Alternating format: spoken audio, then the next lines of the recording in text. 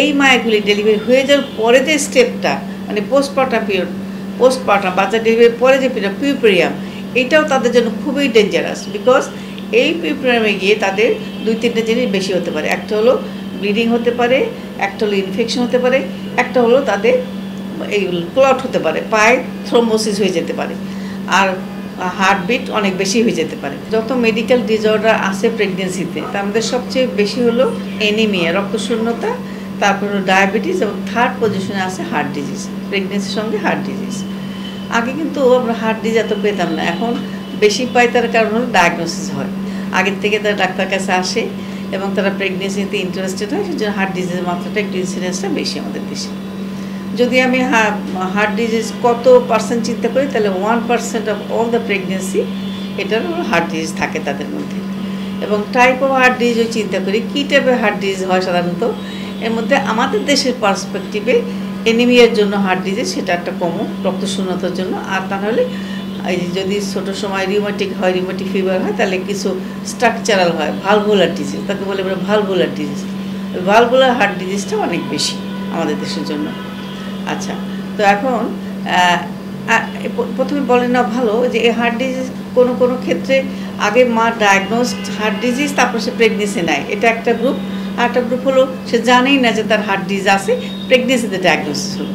তো এরকম যদি কোনো মা থাকে যে তার আগে থেকে ডায়াগনোস করা আছে হার্ট ডিজিজ, তার বাচ্চা না আগে কিছু শর্ত আছে।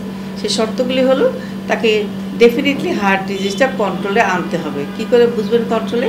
কার্ডিওলজিস্ট, সে যে কার্ডিওলজিস্ট তাকে দেখে, তার কাছে গিয়ে তাকে চেক আপ করতে হবে যে হ্যাঁ তার হার্ট এখন ফিট আছে এই প্রেগনেন্সি নেওয়ার জন্য। বিকজ প্রেগনেন্সিতে হার্টের উপরে একটা লোড বেশি হয়, একটা লোড বেশ একটা এক্সট্রা লোড হয়।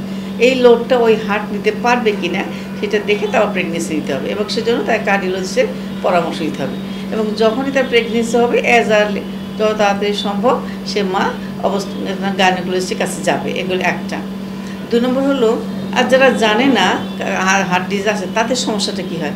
তাদের সমস্যাটা প্রাথমিক পর্যায়ে যাতে হার্ট ডিজিজ আছে তাদেরও, এবং যারা জানে না তারা যদি প্রেগনেন্সি হয় তাহলে কী হয়। তাদের প্রেগনেন্সির জন্য যে সমস্ত সমস্যা হয়, কী সমস্যা হয় প্রেগনেন্সিতে, কেউ দুর্বল লাগে, শ্বাসকষ্ট হয়, প্যালপিটেশন হয় সাধারণ প্রেগনেন্সিতে। এইগুলি প্রেগনেন্সিতে যখন হার্ট ডিজিজ থাকে সেগুলি বাড়ে, বা তার প্যালপিটেশনটা বাড়বে, তার চেস্ট পেইন হবে, শ্বাসকষ্ট হবে, একটু কাজ করলে হাঁপায়ে যাবে, আগে যেটা হতো না। মা আগে যেটা হতো একটু কাজ করলে হাঁপায়ে যাবে। এবং আরও যদি সিভিয়ার হয়, গ্রেডিং আরও বেশি হয়, তাহলে মেয়ের শুয়ে থাকতে অবস্থা মায়ের শ্বাসকষ্ট হবে। এগুলো হলো গ্রেডিং। এখন তো তার টাইপ অফ হার্ট ডিজিজের মধ্যে যেগুলো ভালভুলার হার্ট ডিজিজ প্রেগনেন্সিতে এরাই প্রেগনেন্সি আমাদের কাছে বেশি হাজির হয়। তো এখন কী কী চেঞ্জ হয়, এই যে হার্ট ডিজিজ হলো ওর যদি প্রেগনেন্সি হয় তাহলে মায়ের উপর কী এফেক্ট হয়। একটা গ্রেডিং আছে, আমেরিকান হার্ট সোসাইটি এই কার্ডিয়াক ডিজিজকে গ্রেডিং করছে, 1, 2, 3, 4 গ্রেডিং। যাদের এই প্রেগনেন্সি হবে এই গ্রেডগুলি বদলাই যায় মানে ওর হয়তো গ্রেড আগে 1 ছিল, এখন গ্রেড বদলায় 2 হবে, 3 ছিল বদলায় 4 হবে, তার কাজে অ্যাগ্রাভেট হবে। এই যে খেয়াল রাখতে হবে, অ্যাগ্রাভেট হবে, কাজে সেই অনুসারে আমাদের ট্রিটমেন্ট দিতে হবে। এবং এটা হার্ট ডিজিজ প্রিভেনশনের দিকে আমি যাবো না, আমি বলি যে মা যদি প্রেগনেন্সি হয় তাহলে আমাদের কী করণীয় এই মাকে নিয়ে।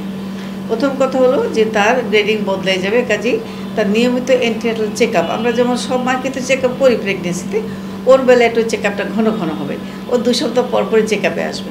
আমি কী কী দেখবো এই চেক আপে, যারা অ্যাটেন্ডিং ফিজিশিয়ান তারা কী কী দেখবে, তারা মায়ের পালস দেখবে, মায়ের ব্লাড প্রেশার দেখবে, মায়ের হার্টটা অস্কালটেট করবে, এবং লাংসে পানি এসছে কি সে দেখবে। বিকজ এটা কেন, যে প্রেগনেন্সি যদি হবে হার্ট ডিজিজ নিয়ে তাদের কমপ্লিকেশনগুলি বেশি হয়। কী কমপ্লিকেশন হয়, তাদের শ্বাসকষ্ট হয়, লাংসে পানি আসে, এবং হঠাৎ করে তার কার্ডিয়াক এরিথমিয়া মানে হার্টটা এত বেশি বিট করা শুরু করে যে মায়ের শ্বাসকষ্ট হয়, মায়ের ধরফর করে, বুক ধরফর করে। এমন হতে পারে মায়ের ইস্কিমে হয়ে যেতে, হার্ট একটু ইস্কিমে হয়ে যেতে পারে, কমপ্লিকেশন হয়। হঠাৎ করে মা শুয়ে আসছে ভালো হঠাৎ মা যাতে শ্বাসকষ্ট, সে উঠে বসে থাকলো, এরকমও হয়, হার্ট ডিজিজ হয়। আর তার সবচেয়ে ডেঞ্জারাস যেটা হলো লেফট হার্ট ফেইলিওর। লেফট হার্টে আমাদের হার্টে তো চেম্বার আছে 4টা, left heart, right heart. Left হার্টের উপরে চোট বেশি হয়, যার ফলে মায়ের ভেন্ট্রিকুলার ফেইলিওর হয়, লেফট হার্ট ফেইলিওর হয়। এগুলো হলো কমপ্লিকেশন। তার কাজে আমরা যখন হার্ট ডিজিজ নিয়ে মা আমাদের কাছে আসবে তখন প্রত্যেকবারই আমরা তাকে এই সমস্ত সিমটম আমরা জিজ্ঞেস করবো যে আপনার শ্বাসকষ্ট হয় কিনা, পালপিটেশন বাড়লো কিনা ইত্যাদি জিজ্ঞেস করবো, এবং তাকে আমরা অস্কালটেট করবো এবং ইনভেস্টিগেশন করবো, পরীক্ষা নিরীক্ষা দিকে যাবো তার এনিমিয়া আছে কিনা, বিকজ এনিমিয়া থাকলে হার্ট ডিজিজ বাড়বে, হার্টের কমপ্লিকেশন বাড়বে। আমরা তাকে ব্লাড প্রেশার মাপবো, কারণ যে সমস্ত মায়ের ব্লাড প্রেশার বাড়ে তাতে হার্টের সমস্যা বাড়ে ডিউরিং প্রেগনেন্সি, কাজে আমরা রেগুলার চেক আপে থাকবো। আর কি বলবো, খাওয়ার ব্যাপারে মাকে বলবো এনার্জি যেমন সবাই খায় সেরকম কিছু খাবে, কার্বোহাইড্রেট কম খাবে একটু। আর মায়ের যাতে বাওয়েল ক্লিয়ার হয়, কারণ খুব স্ট্রেন না হয়, সেই জন্য তাকে বিশেষ করে ভেজিটেবল এবং খেতে হবে যাতে স্টুলটা নরম হয়। আর কি করতে হবে, তার ওয়েট বাড়তে পারবে না। অন্য মায়ের যেমন প্রেগনেন্সিতে মনে করলাম সপ্তাহে 1 কেজি ওজন বাড়ছে না, যাদের প্রেগনেন্সিতে হার্ট ডিজিজ সেই সমস্ত মায়েরা ওজন বেশি বাড়াতে পারবে না, ওরা হার্ডলি এখন বেশিরভাগ ক্ষেত্রে 0.6 কেজি পার উইক এটা বাড়াতে পারবে, এর চেয়ে বেশি ওজন বাড়াতে পারবে। যত ওজন বাড়বে অত মায়ের জন্য কার্ডিয়াক সমস্যাটা বাড়বে, তাহলে ওজনের দিকে খেয়াল রাখতে হবে। হাঁটা চলার ব্যাপারে মায়ের মোটামুটি রেস্টের মধ্যে থাকতে হবে, একটু বেড রেস্ট থাকবে, সকালে রেস্ট, দুপুরে খাওয়ার পরে রেস্ট এবং রেস্ট নিতে হবে। তারপরে হলো মায়ের কার্ডিওলজিস্টের সাথে আমাদের যোগাযোগ রাখতে হবে সার্বক্ষণিক, কারণ এই কমপ্লিকেশন হলে কার্ডিওলজি আগে ধরতে পারবে এবং তাকে চিকিৎসা দিতে পারবে, এগুলো কথা। আর যে সমস্ত ড্রাগ আমরা দিব, বোথ অবস্টেটিশিয়ান বলো এবং কার্ডিওলজিস্ট বলে, সেই ড্রাগগুলো ঠিক মতো খেতে হবে। একদম ড্রাগ যেন প্রেগনেন্সিতে আর যাই করো, এই হার্ট ডিজিজ ড্রাগ বন্ধ করা চলবে না।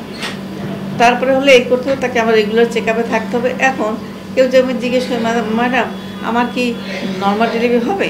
হ্যাঁ, হার্ট ডিজিজ নর্মাল ডেলিভারি হতে পারবে না এমন কোনো কথা নেই, হার্ট ডিজিজ নর্মাল ডেলিভারি হয় এবং বলতে গেলে ইজিলি হয়, বিকজ পেলভিসে কনজেশন বেশি থাকে, ডেলিভারি ইজি হয়। কিন্তু কিছু কিছু হার্ট ডিজিজ আছে যেগুলি আমাদের আগের থেকে ঠিক করে নিতে হবে না, যেমন ধরো ওই হার্ট ডিজিজের সঙ্গে যদি পালমোনারি মানে লাংসেরও ব্লাড ভেসেলগুলি চিকন হয়ে যায়, লাংসের ব্লাড ভেসেলে প্রেশার বাড়ে, এই সমস্ত কিছু কন্ডিশন, বা হার্ট ফেইলিওর হয়েছে, এই সমস্ত কিছু কন্ডিশনে হয়তো আমরা নর্মাল ডেলিভারি দিকে যাবো না, কিন্তু হার্ট ডিজিজ নর্মাল হয়ে কোনো সমস্যা নাই। তাহলে কি করতে হবে, এতে যে ডেলিভারির সময় এক্সট্রা প্রিকশন নিতে হবে, অন্য মায়ের মতো হতে পারবে না। কেন, তারা লেবার পেন ওঠার থেকে শুরু করে তাদের বেশি ফ্লুইড দেওয়া যাবে না। অন্য রোগীর যেমন স্যালাইন একটা দিয়ে শোয়ে রাখলাম না, তাকে কিছুতে ফ্লুইড ওভারলোড হয় না যাবে, সেদিকে খেয়াল রাখতে হবে। 2 নম্বর যেটা হবে, এই মাকে শোয়ে চিতই শুবে না মা, একদম লেবার টেবিলে চিতই শুতে পারবে না, ওকে এক সাইডে কাত করে শোয়াতে হবে, অথবা 45 ডিগ্রি অ্যাঙ্গেল করে শুয়ে থাকবে মা। আমরা রেগুলার প্রেগনেন্সি ডেলিভারির সময় রেগুলার ব্লাড প্রেশার দেখবো, পালস দেখবো, যখনই পালস 120-এর উপরে উঠে যাবে তখনই তাকে একটা ড্রাগ আছে ডিজিটাল, ওই ওষুধটা দিয়ে তার ডিজিটালাইজেশন করতে হবে, পালস সেটা কমায় রাখতে হবে। ব্লাড প্রেশার হলে ব্লাড প্রেশার কমায় রাখতে হবে, যদি একটু শ্বাসকষ্ট হয় লেসিক্স দিতে হবে যাতে মায়ের ওভারলোডটা কম হয়। এবং ডেলিভারির সময় সর্বক্ষণ মাকে খেয়াল রাখতে হবে, নর্মাল ডেলিভারি করতে চাই, নর্মাল হবে, কিন্তু তাকে বেশিক্ষণ যেন সে লেবারে না থাকে, বেশিক্ষণ যেন সে সেকেন্ড স্টেজে মাকে অনেকক্ষণ লম্বাক্ষণ পুশ করতে না হয়, বেশিক্ষণ পুশ করলে মায়ের হার্টের উপর চোট বেশি হবে। কাজে এই সমস্ত ক্ষেত্রে আমরা ইনস্ট্রুমেন্টাল ডেলিভারি যেমন ফরসেপস কিংবা ভ্যাকুয়াম এইটা দিয়ে ডেলিভারি করার চেষ্টা করি যাতে মায়ের উপরে চোটটা কম হয়। এইগুলো কথা, যে এপিসোডে মানে সেলাই মানে ইজি যাতে ডেলিভারি সেই ব্যবস্থা করতে হবে। কিন্তু সমস্যা এতেই সমাধান হবে না, এই মায়েরগুলি ডেলিভারি হয়ে যাওয়ার পরে যে স্টেপটা মানে পোস্টপার্টাম পিরিয়ড, পোস্টপার্টাম বাচ্চা ডেলিভারির পরে যে পিরিয়ড পিউপেরিয়াম, এইটাও তাদের জন্য খুবই ডেঞ্জারাস, বিকজ এই পিউপেরিয়ামে গিয়ে তাদের 2-3টে জিনিস বেশি হতে পারে। একটা হলো ব্লিডিং হতে পারে, একটা হলো ইনফেকশন হতে পারে, একটা হলো তাদের এই ক্লট হতে পারে, পায়ে থ্রোম্বোসিস হয়ে যেতে পারে, আর হার্টবিট অনেক বেশি হয়ে যেতে পারে। এগুলো দিয়ে আমাদের খেয়াল রাখতে হবে। কাজে তার অর্থ হলো আমরা ডেলিভারির পরে মায়ের খেয়াল রাখবো, ব্লাড প্রেশার, পালস, টেম্পারেচার নিয়মিত দেখতে থাকবো, ব্লিডিং বেশি কিনা সে দেখতে থাকবো। যদি অ্যান্টিবায়োটিক, এটা প্রোফাইলেকটিক, অন্য রোগীকে অ্যান্টিবায়োটিক দেন না দেন, এই পেশেন্টকে কিন্তু অ্যান্টিবায়োটিক দিতেই হবে যাতে হার্টের উপরে, ভালভের উপরে কোনো এফেক্ট না হয়। এইটা মা ব্রেস্ট ফিড করাতে পারবে। যদি মনে করে যে আমি বাচ্চাকে বুকের দুধ খাওয়াতে পারবো, হ্যাঁ পারবে, কারণ ও যদি বুকের দুধ খাওয়াতে তাহলে কষ্ট কম হয়। আর না তবে আর্টিফিশিয়াল বানাইতে গেলে ওকে উঠতে হয়, বিছনা থেকে উঠতে হয়, জিনিস ধুইতে হয়, সেই কষ্টটা লাগে না, কাজে ও ব্রেস্ট ফিড করাতে পারবে। তবে একটা কথা আছে, সেখানে যদি মা কোনো ড্রাগ খায়, ওয়ারফেরিন নামে একটা ড্রাগ আছে, যে সমস্ত মায়ের হার্টের সার্জারি যে হয় ওদের ওয়ারফেরিন খাওয়া একটা ড্রাগ দেয় ডাক্তাররা, ওয়ারফেরিন খাওয়া মায়েদের বা ব্রেস্ট ফিড করাতে পারবে না, এছাড়া সব মায়ের ব্রেস্ট ফিড করতে পারবে। তো কাজেই কী হলো, পোস্ট ডেলিভারি পরে এই মা আর সহজে বাচ্চা নিতে এত ঘন ঘন বাচ্চা নিতে পারবে না, বিকজ ওর হার্টের লোড। তাতে ওকে একটা কোন ব্যবস্থা নিলে সুবিধা হয় সেটা বলে দিতে হবে এই মাকে। তো ওর জন্য সুবিধা হবে ও পিল খেতে পারবে না। এর যাতে হার্ট ডিজিজ থাকে, মায়ের স্ট্রাকচারাল হার্ট ডিজিজ কিংবা ভালভুলার ডিজিজ থাকে, ওরা ওরাল পিল খেতে পারবে না। ওর মধ্যে ইস্ট্রোজেন আছে, ইস্ট্রোজেন থ্রোম্বোসিস করে, রক্তের চাকা বাঁধে, সেজন্য খেতে পারবে না। কাছে ওর জন্য অন্য ব্যবস্থা ও কপারটির ওতে নিতে পারে, কিংবা হাজব্যান্ড কোনো ভালো ব্যবস্থা নিতে পারে এইগুলি। তো কাজে মায়ের অ্যান্টিপার্টেম হার্ট ডিজিজে থ্রু দ্য হোল পিরিয়ড ভালো করে খেয়াল রাখতে হবে মা বাচ্চা। এখন সমস্যা তো বললাম মায়ের সমস্যা, বাচ্চা কি সমস্যা হতে পারে এই হার্ট ডিজিজের? মায়েদের সমস্যা হতে পারে যে সমস্ত মায়ের হার্ট ডিজিজ আবার 2 রকম আছে, কিন্তু এটা বলা হয় না প্রথম থেকে। 2 রকম, একটা কনজেনিটাল, ও জন্মগতভাবে কিছু হার্ট ডিজিজ আছে, কনজেনিটাল হার্ট ডিজিজ, আর কিছু আছে অ্যাকোয়ার্ড। আমি যেটা বললাম যে রিউমেটিক ফিভার হয়েছে ছোটোকালে, তারপর হার্ট ডিজিজ, এটা হলো অ্যাকোয়ার্ড পরে। কিন্তু যেগুলি মা হার্ট ডিজিজ নিয়েই জন্মগ্রহণ করে, কনজেনিটাল হার্ট ডিজিজ, ওদের বাচ্চাদের সমস্যা, ওদের মা তো সবসময় কনজেনিটাল হার্ট ডিজিজ মানে সবসময় অক্সিজেন কম, সবসময় মা অক্সিজেন কম পায়, ওর ভালো ব্লাড আর খারাপ ব্লাড মিশে যায়। আমাদের যেমন লেফট হার্টে ভালো ব্লাড, রাইট হার্টে খারাপ ব্লাড, ওর করকে রাইট আর লেফট হার্ট ব্লাডগুলো মিঙ্গেল হয়ে একসাথে মিশে যায়, পরে অক্সিজেন স্যাচুরেশন কম থাকে ওদের, সেজন্য সবসময় শ্বাসকষ্ট হয়।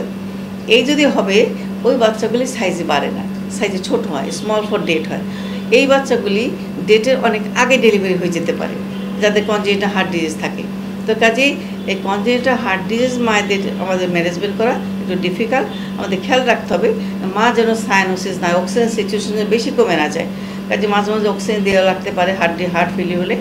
ওদের ডেলিভারি করার সময় কিন্তু আমাদের খুব খেয়াল রাখতে হবে। ওদের ডেলিভারি করার সময় মা এই ধকল মা সহ্য করতে পারবে না, এই যে 16 ঘন্টা লেবার পারবে না। কাজে ওদের বেলায় কিন্তু নর্মাল ডেলিভারির চান্সটা একটু কম হয়, যাদের স্ট্রাকচার ডিফর্মিটি বেশি থাকে কনজেনিটাল হার্ট ডিজিজ।